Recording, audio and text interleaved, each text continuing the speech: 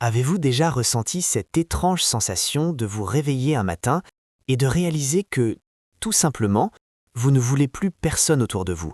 Pas de dispute bruyante, pas de déception soudaine qui brûle la peau, juste un désir profond, presque ancestral, de disparaître, de fermer les rideaux et de laisser le monde extérieur continuer sa danse frénétique, pendant que vous cherchez seulement un centimètre d'espace où personne ne pourrait vous toucher. Ce n'est pas de la colère, c'est quelque chose de plus silencieux. Et c'est précisément pour cela que c'est bien plus profond. Tout commence de manière imperceptible. Un jour, vous vous réveillez et vous sentez que l'air autour de vous a changé. Il y a une fine membrane qui vous sépare des autres. Vous regardez votre téléphone, vous voyez les noms qui s'affichent sur l'écran, vous entendez les notifications qui vibrent, mais vous ne ressentez rien.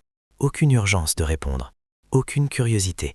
C'est comme si le langage des autres était devenu soudainement une musique dont vous auriez perdu le rythme.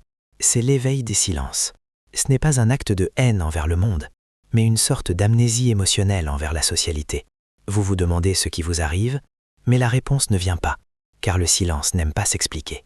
Vous vous sentez presque soulagé à l'idée que votre porte reste fermée.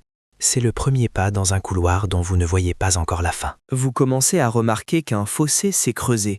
Ce n'est pas un mur de briques, cela ressemble plutôt à une brume matinale qui enveloppe tout.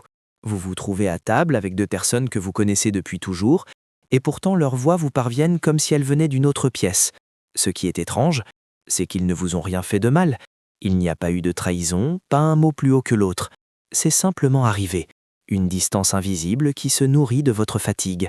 Vous commencez à vous demander si c'est vous qui ne tournez pas rond, si votre cœur s'est asséché. Mais en vérité, votre cœur essaye seulement de se protéger d'un bruit qu'il n'arrive plus à filtrer. La distance devient votre nouveau refuge, un lieu où vous n'avez pas à faire semblant de sourire quand vous n'en avez pas envie. Soudain, la foule cesse d'être un arrière-plan pour devenir un poids physique. Marcher dans une rue bondée, participer à un événement, même aller faire les courses, devient un exercice de résistance. Vous ressentez chaque regard, chaque frôlement, chaque conversation banale comme un petit vol de votre énergie vitale. La socialité, qui était autrefois aussi naturelle que de respirer, exige désormais un effort monumental. Vous réalisez que votre batterie sociale ne se recharge plus avec les autres, mais seulement quand vous êtes seul. Et ce poids vous pousse à vous retirer encore plus. C'est comme si votre corps vous disait que maintenant, ça suffit, que nous avons assez donné. Vous commencez à annuler des rendez-vous sous n'importe quel prétexte, ressentant un frisson de pure liberté chaque fois qu'un engagement disparaît de votre calendrier. Votre téléphone est devenu l'ennemi le plus subtil. Chaque message, chaque commentaire, chaque appel manqué est une dette que vous ne voulez pas payer. Vous voyez cette vibration et vous ressentez un serrement à l'estomac. Ce ne sont pas les gens qui vous dérangent, mais l'attente qu'ils portent en eux. Le monde s'attend à ce que vous soyez présent, que vous répondiez, que vous soyez connecté, mais vous êtes ailleurs. Vous commencez à mettre votre téléphone en mode silencieux, pas pour 1 heure, mais pour des jours entiers. Et quand vous trouvez enfin la force de regarder, vous éprouvez un mélange de culpabilité et de soulagement, en voyant que le monde a continué d'avancer sans vous. Les notifications deviennent les fantômes d'une vie que vous ne ressentez plus comme la vôtre. Il existe une douceur vénéneuse dans ce retrait. Vous vous sentez maître de votre temps, de votre espace, enfin souverain de votre propre silence. Vous vous persuadez qu'il s'agit là d'une forme de minimalisme de l'âme, une quête d'authenticité, où l'on élague le superflu pour ne garder que l'essentiel. Pendant un temps, cela fonctionne à merveille. Vous vous sentez léger, presque éthéré, libéré du poids des masques sociaux. Mais c'est précisément ici qu'il faut s'arrêter, pour observer de plus près. Car cette paix, parfois, n'est qu'une trêve armée. Vous vous sentez mieux parce que vous avez éteint l'incendie, mais les cendres sont toujours là, brûlantes, juste sous la surface de votre apparente tranquillité. Parfois, cette clarté que vous croyez avoir acquise n'est qu'une illusion d'optique de l'esprit. Vous vous dites que vous simplifiez votre vie, que vous retirez les branches mortes pour laisser entrer la lumière, mais vous ne remarquez pas qu'en coupant les branches, vous entamez aussi les racines. Ce processus d'élimination silencieuse devient un tour de passe-passe. Vous faites disparaître les visages, et pour un instant, les problèmes qu'ils reflètent s'évanouissent avec eux. Mais le reflet demeure, suspendu dans le vide de votre chambre, attendant que vous ayez enfin le courage de le regarder en face. Vous êtes léger, certes, mais c'est la légèreté d'une plume qui tombe, non celle d'un oiseau qui s'envole. Nous commençons alors à confondre la solitude avec une forme de protection absolue. Nous érigeons des murs invisibles que nous baptisons fièrement limites saines. Nous créons des distances sidérales que nous nommons respect de soi. Pourtant, si l'on observe attentivement, derrière ce rempart, il n'y a pas un être en pleine floraison, mais un être qui se cache. L'esprit fixe le plafond dans l'obscurité et murmure que tout va bien ainsi, que plus personne ne peut vous blesser, qu'il n'y a plus de déception possible à l'horizon. C'est vrai, quand il n'y a personne, il n'y a plus de risque de chute. Mais avez-vous remarqué que vous avez aussi arrêté de marcher ? Il arrive un moment précis où le silence cesse d'être médicinal pour devenir lourd comme du plomb. C'est l'instant où vous réalisez que vous ne choisissez plus d'être seul, mais que vous êtes devenu le prisonnier de votre propre absence. Vos journées se transforment en une séquence de gestes mécaniques, vécus à l'intérieur d'un aquarium de verre. Vous voyez les autres s'agiter à l'extérieur, rire, souffrir, se tromper, mais vous êtes protégé par cette surface froide qui ne laisse plus passer aucune chaleur. Vous commencez à vous demander si vous êtes encore capable de ressentir une émotion véritable, ou si votre peau est devenue imperméable à la vie, une armure qui vous sauve des éraflures, mais vous prive des caresses. La vérité, souvent plus amère, est que la plupart des personnes que vous avez écartées avec tant de soin étaient des miroirs précieux, des miroirs qui renvoyaient des fragments de vous-même que vous n'aviez pas encore le courage d'accepter. Votre insécurité, votre soif d'approbation, votre peur éternelle de ne pas être à la hauteur. En brisant le miroir, vous avez supprimé l'image qui vous dérangeait, mais la substance de votre être reste inchangée. Sans ces reflets, vous vous sentez plus tranquille, mais terriblement égaré. Car aussi douloureux que cela puisse être, la confrontation avec l'autre est le seul moyen dont nous disposons pour comprendre où nous finissons et où commence le reste de l'univers. Ce retrait silencieux est, au fond, une forme de défense extrême, une ultime tentative de maintenir intact un château de sable face à la marée montante du monde. Votre esprit vous rassure en murmurant « Si personne n'est là, je n'ai de compte à rendre à personne. Si personne n'est là, je n'ai plus à affronter l'écho de mes propres échecs. » C'est une zone de confort qui ressemble à une cellule d'isolement dorée. Vous vous sentez en sécurité parce que vous exercez un contrôle total sur ce qui entre et ce qui sort de votre vie. Mais ce contrôle a un prix que vous n'aviez pas calculé. La perte totale de la surprise, de l'imprévisible, de cette étincelle qui ne jaillit que lorsque deux âmes différentes s'entrechoquent. La solitude, lorsqu'elle n'est plus une quête de soi, mais une fuite des autres, commence à changer de saveur. Ce n'est plus le parfum du café dégusté en paix au petit matin. Cela devient l'odeur d'une pièce restée trop longtemps close. Vous réalisez que le silence a cessé d'être une mélodie pour devenir un bourdonnement sourd que vous ne parvenez plus à éteindre. Vous commencez à vous parler à vous-même, mais vos mots vous reviennent comme des échos dans une grotte vide. C'est à cet instant précis que l'esprit tisse sa toile la plus fine. Il vous convainc que les autres ne peuvent pas vous comprendre, que leur monde est trop superficiel pour votre profondeur, créant ainsi un piédestal qui n'est, en réalité, qu'une île déserte. Vous vous retrouvez à observer les existences d'autrui à travers un écran, tel un spectre contemplant un banquet auquel il n'est plus invité.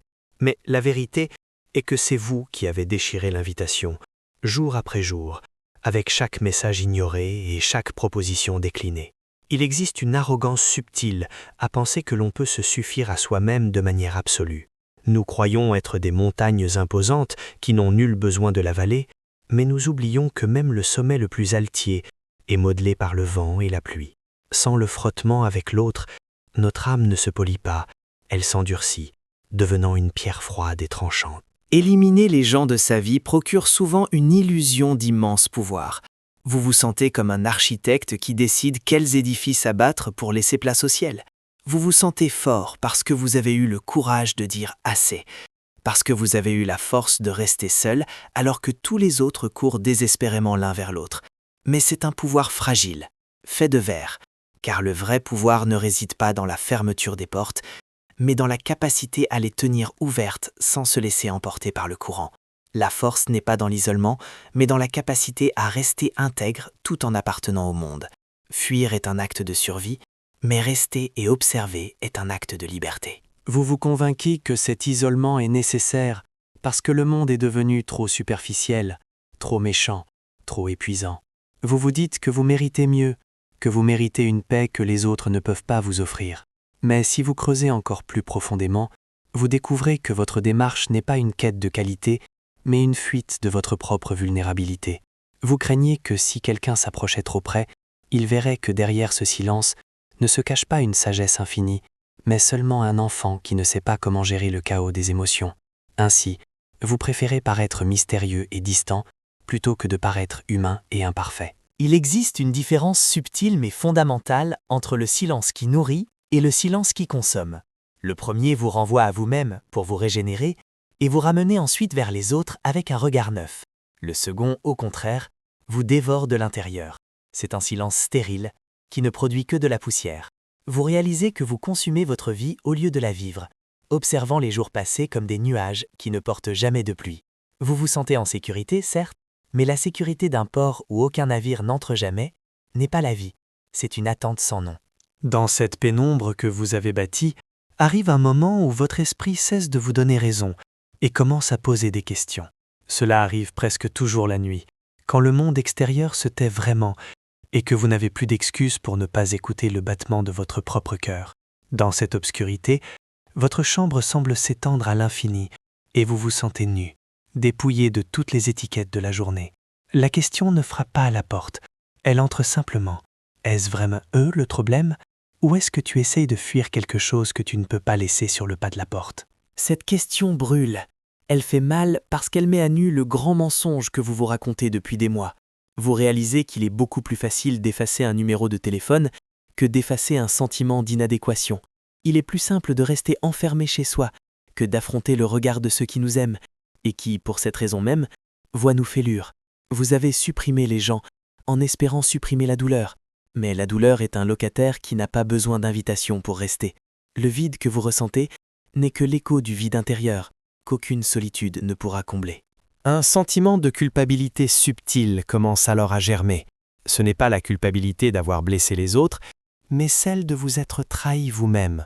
Vous réalisez qu'en éliminant les autres, vous avez aussi éliminé les versions de vous-même qui n'existaient qu'à travers eux. Celui qui riait aux éclats, celui qui prenait soin d'un ami, celui qui savait écouter, toutes ces facettes se sont évanouies.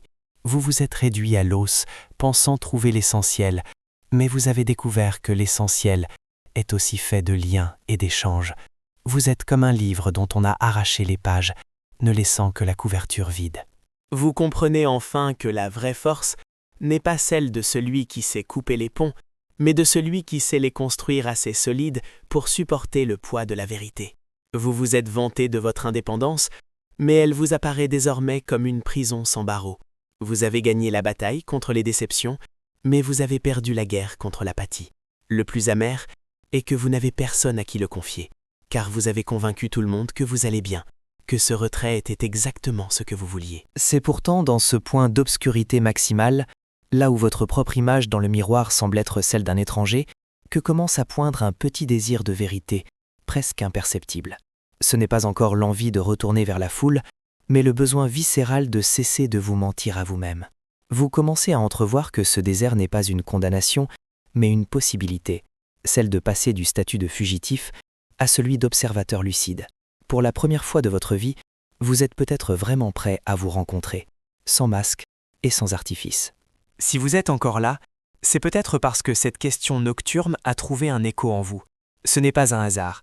La plupart des gens ferment cette vidéo bien avant, car le miroir est trop net, le reflet trop honnête. Mais vous êtes resté, et rester est le premier pas pour cesser de fuir. Peut-être qu'aujourd'hui, vous ne regardez plus dehors pour voir qui manque, mais vous regardez à l'intérieur pour voir qui est resté. Vous découvrez qu'en ce centre immobile, il existe une version de vous qui attend simplement d'être écoutée, sans jugement, avec une infinie patience. Cette prise de conscience ne résout rien par magie, mais elle change la direction de votre regard. Vous comprenez enfin que le problème n'était pas les autres, et ce n'était pas vous non plus. Le problème était la distance que vous aviez placée entre ce que vous ressentiez et ce que vous laissiez paraître. Le silence que vous utilisiez comme un bouclier peut désormais devenir un pont. Vous n'avez pas besoin de courir pour remplir à nouveau votre vie de vacarme. Il suffit d'apprendre à habiter ce vide sans chercher frénétiquement la porte de sortie. Regardez maintenant ce silence, non pas comme un ennemi, mais comme une opportunité. Peut-être n'avez-vous pas besoin d'effacer les autres, mais de vous relire vous-même avec un peu plus de tendresse. Cette porte qui cède devant vous ne mène pas forcément vers les autres, mais vers une version de vous-même plus intègre, plus réelle. Pour la franchir, vous n'avez besoin de rien d'autre que de votre propre honnêteté. Restez ici, encore un instant. Respirez ce silence. Ce n'est pas du vide, c'est le début de quelque chose qui n'a plus besoin d'être expliqué.